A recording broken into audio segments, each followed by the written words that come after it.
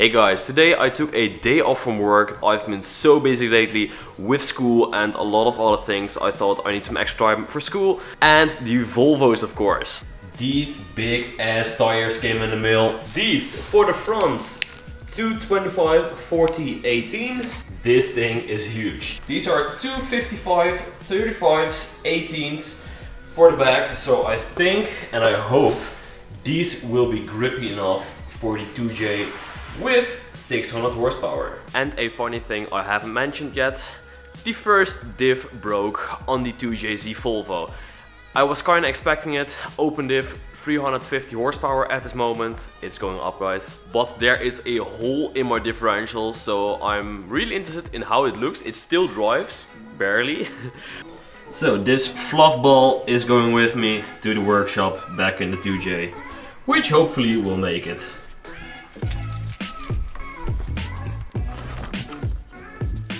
Alright, let's start her up, and like I said, hopefully she's going to make it, because there literally is a hole in the differential.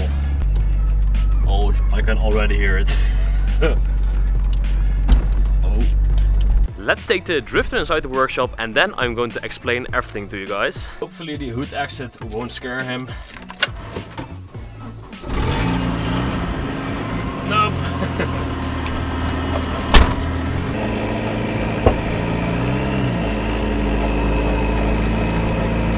Perfect. Marvel, are we going to do ride-alongs during the drift event? He really doesn't seem to care that much. Now you're probably wondering, Luca, why are you doing so vague about what you're going to do? Well, on Snapchat and on Instagram I asked you guys, should I sell the Drift Volvo 940, since I think it's pretty much done for a budget build, and buy a Volvo 245, so the 240 wagon, and convert that to a drift car, also a budget build. Like 90% of you guys were like, hell yes, buy a 245 and sell the Drift 940. A friend of mine is interested in the 940, so today I'm going to rip out all the exciting stuff, because I'm going to save that and then install it in a 245, which I'll be looking for very soon. Oh god, this is going to be ugly.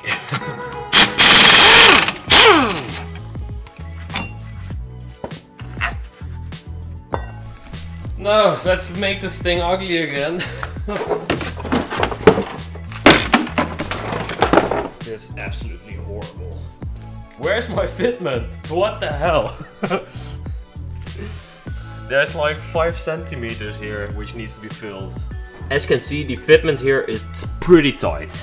Well, these are 225s 40s. With the new setup, those will go on the front and 255s will go on the rear. So I think I'm going to really need to pull the arches here, because my fingers can barely fit between it. Now I'm already stuck. It's going to be interesting. This has to be the first time I'm actually cleaning wheels. I hate cleaning cars and I really never do it. Most of the times I just go to a car wash and I never do a hand wash. But now I want these wheels to look clean, and I so much love how these wheels look. I think these are going to look absolutely stunning under the 2JZ Volvo. Way beefier tire. For those of you new to the channel, I'll get all the things which I'll be doing to the 2JZ Volvo inside, and let's take a closer look at it.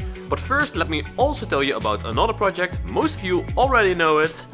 It's a Nissan Stagea, and we're going to RB26 swap it. We are probably going to tow the Nissan Stagea once my 2J Volvo is up and running again. It's the only car which is kinda legal to tow that heavy of a car. It's probably still like 600 to 800 kilos heavier than it's allowed, but it's up to the job. Oh my god.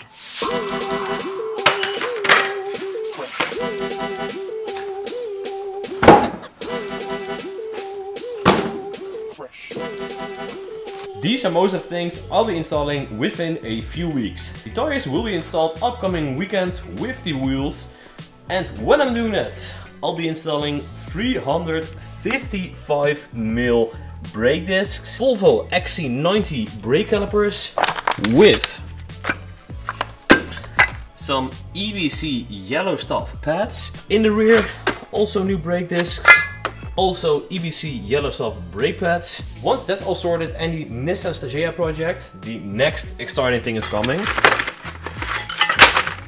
I'm going to make my own turbo manifold for this huge HX40 super big single turbo. I'm aiming for 450 horsepower on the stock ECU. After that I'll buy a manual gearbox, a BMW gearbox with an adapter. They're pretty expensive, so that's why I'm doing it in phases. After that, a standalone ECU, and when I have the standalone ECU, I can crank up the boost, and 600 horsepower is the goal for 2018. I got the seats out, and the last thing I need to do is remove the hydraulic e-brake. The new owner told me he's going to install a new one. I said it's way easier to use this one, it's only $100 extra, but he insisted to use his own one. That's fine with me, so I'm going to pinch these brake line closed, fold them over, and then unscrew them, because I really want to have these things with the hydro for the new car. And maybe I'm also going to install a hydro in the 2J Volvo for some strido.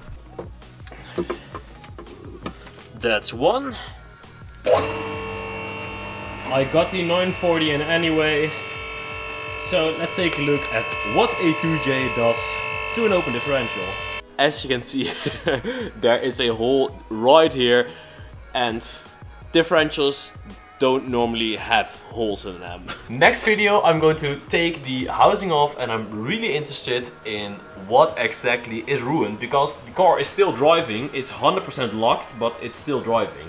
Pretty much everything on the car looks good. The only thing which I heard scraping quite often was the anti-roll bar in the front. I lowered it and I kind of expected this to happen, but the brackets are bent, so I'm going to probably find a roll bar which is going to fit, or I'm going to make a custom sump, not sure yet. I hope you guys liked the update video. Between school and everything in, I'm super busy. Next 2 weeks I have exams, so hopefully I can make a few, but I'm not quite sure. But if you liked the video, make sure to give it a thumbs up, share the video, leave a comment below, and I'll see you guys next time. Bye.